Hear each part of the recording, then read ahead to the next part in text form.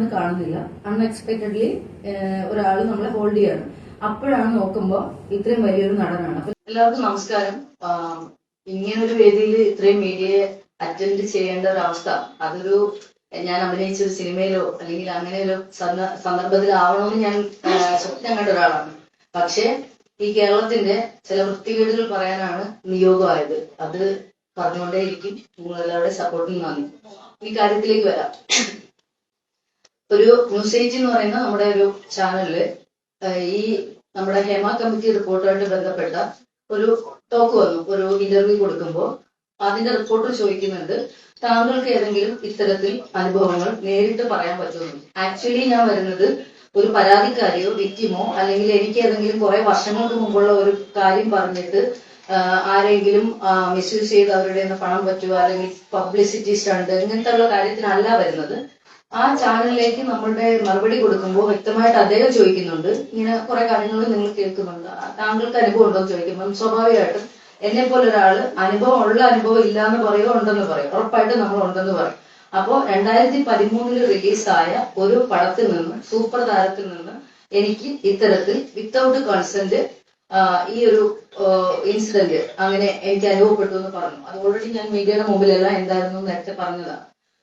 അപ്പോ അത് ആക്ച്വലി ആ ഇന്റർവ്യൂവിൽ ഒരുപാട് കാര്യങ്ങൾ പറയുന്നുണ്ട്. എന്റെ ലൈഫുമായിട്ട് ബന്ധപ്പെട്ടത് എന്റെ അനുഭവം.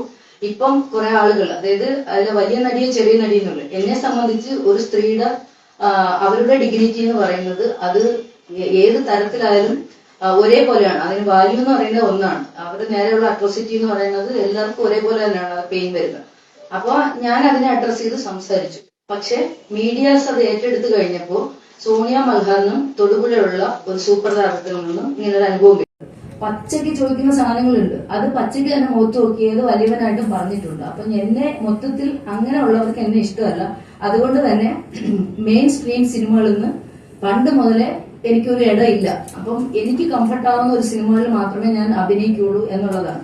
നമ്മളെല്ലാം മാലാഖമാരാണ്, അങ്ങനെയല്ല. നമ്മളെ വില പറഞ്ഞുകൊണ്ട് നമ്മൾക്ക് ചാൻസ് തരാം അല്ലെങ്കിൽ അങ്ങനെയാണെന്ന് പറഞ്ഞ് ഏതെങ്കിലും തരത്തിൽ സ്വാധീനിക്കാൻ വരുന്ന ഒരു കോളിന് ഞാൻ പോയിട്ടില്ല. എനിക്ക് അതിന് താല്പര്യം ഇല്ലാത്തത് കൊണ്ടാണ്. അപ്പം അങ്ങനെ കുറെ എനിമീസ് പൂർണ്ണമായി എനിക്കുണ്ട് ഇൻഡസ്ട്രിയിൽ. അപ്പൊ എന്താണ്, നമ്മൾ ഒതുക്കപ്പെട്ടപ്പോ ആർട്ട് സിനിമകൾ, അതായത് പുതിയ സംവിധായകർ വരും, അവരിൽ ഒരു കഥ ഉണ്ടാവും, വലിയ നടികളെ പോയി കാണും, അവർ പുതിയ ആളായതുകൊണ്ട് ഡേറ്റ് കൊടുക്കത്തില്ല, പ്രൊഡക്ഷൻ വരത്തില്ല, പൈസ കുറവായിരിക്കും. അപ്പൊ അന്വേഷിക്കും ഈ ക്യാരക്ടർ ചെയ്യുന്ന ആരായിരിക്കും. അങ്ങനെയൊക്കെ നോക്കി അങ്ങനെയാണ് എനിക്ക് ആദ്യത്തെ സിനിമ വരുന്നത്.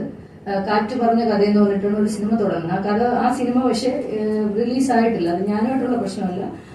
അതിനകത്ത് കുറച്ച് ഫിനാൻഷ്യൽ കാര്യങ്ങളൊക്കെ വന്നിട്ട് ആ സിനിമ പോസ്റ്റ്പോണ്ട് ആയിട്ട് നിൽക്കുന്നുണ്ട്. പിന്നെ ഓരോ പടങ്ങൾ ഇങ്ങനെ അഭിനേത്രി, വല, മരംകൊത്തി സെക്കൻഡ് ഹീറോയിനാണ്. ബാക്കി പറയുന്ന പേരുകളൊക്കെ മെയിൻ ലീഡ് റോളുകളാണ്.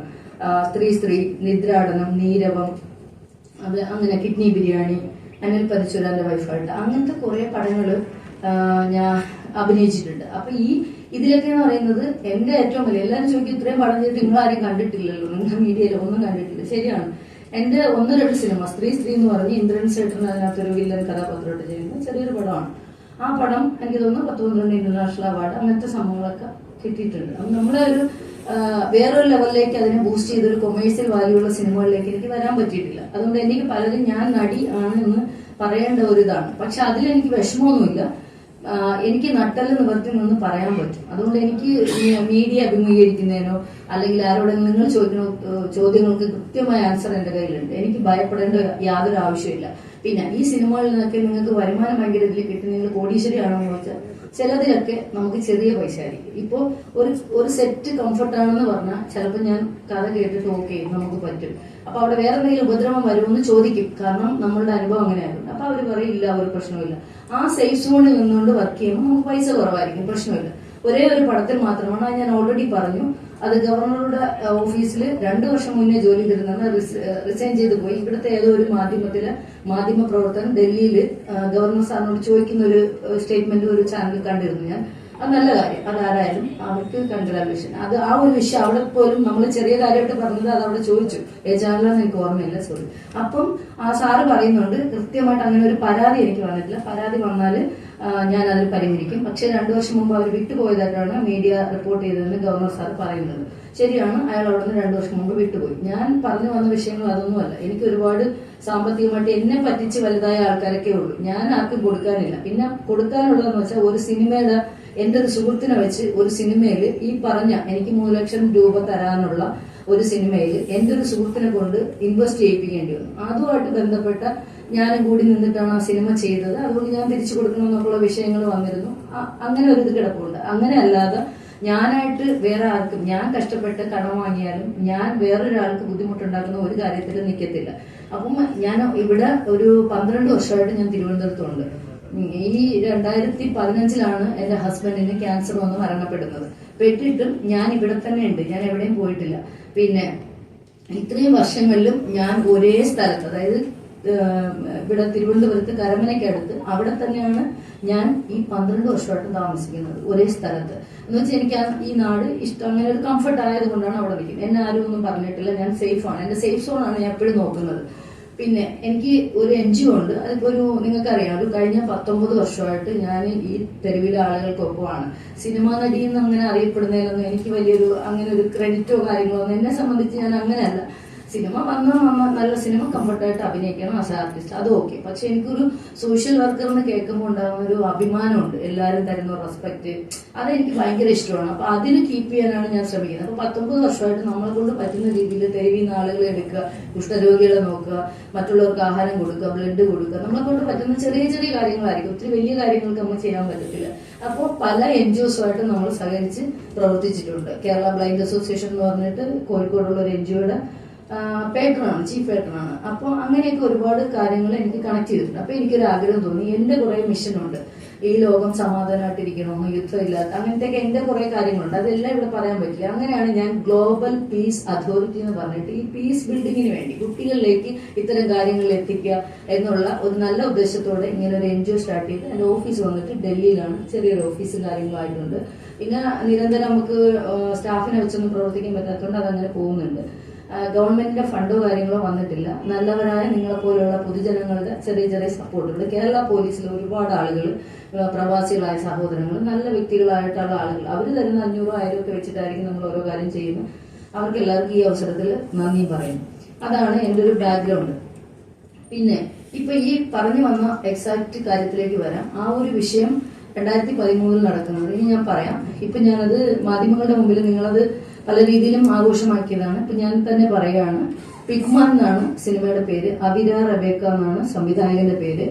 അത് പടം റിലീസാകുന്നത് ആക്ച്വലി 2013 അതിന് കുറച്ച് നാൾ മുമ്പാണ്. അല്ല ഡേറ്റോ കാര്യങ്ങളോ ഇപ്പൊ ഇത്രയും വർഷമായതുകൊണ്ട് എനിക്ക് എക്സാക്ട് അവിടെ അന്വേഷിച്ചാൽ മാത്രം നിങ്ങൾക്ക് ആ ടെക്നിക്കൽ സാധനങ്ങൾ നിങ്ങൾക്ക് കിട്ടത്തുള്ളൂ. ആ സമയത്ത് ആദ്യത്തെ ദിവസമാണ് ഒരു ലൊക്കേഷൻ പറയുന്നത് ഒരു പന്നി വളർത്തൽ കേന്ദ്രമാണ്. എനിക്ക് തോന്നുന്നു ഒറിജിനലി അവിടെ പന്നി വളർത്തൽ ഉണ്ടായിരുന്നു, കുറെ അങ്ങോട്ട് പന്നിയൊക്കെ ഉണ്ടായിരുന്നു. അതൊരു ബിൽഡിംഗ്, ഒരു വലിയ ഏരിയ ആണ്. എന്നിട്ട് ഒരു സൈഡിലേക്ക്, ലെഫ്റ്റ് സൈഡിലേക്ക് പിന്നെ ഒരു 2-3 കുഞ്ഞു കുഞ്ഞു റൂമുകൾ, അങ്ങോട്ട് ടോയ്ലറ്റ് സൗകര്യം, അങ്ങനെയുള്ള ഒരു പഴയ ബിൽഡിംഗ്, ഒത്തിരി പഴയ ബിൽഡിംഗ്. രമ്യ നമ്പീശൻ ഉണ്ടായിരുന്നു അന്ന്. രമ്യ നമ്പീശനാണ് നായിക.